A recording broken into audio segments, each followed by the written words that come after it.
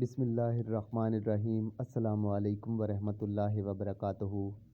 نماز کا انتظار۔ صحیح بخاری حدیث number 3229۔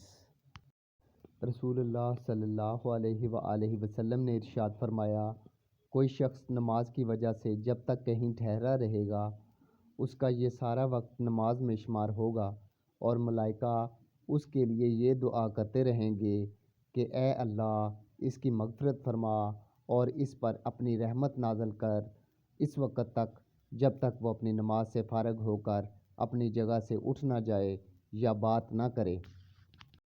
The messenger of Allah, peace and blessings of Allah be upon him, said, as long as a person stays somewhere for the sake of prayer, all this time will be counted as prayer, and the angels will continue to pray for him, saying, O Allah, forgive him and bestow your mercy on him until he finishes his prayer and does not rise from his seat or speak.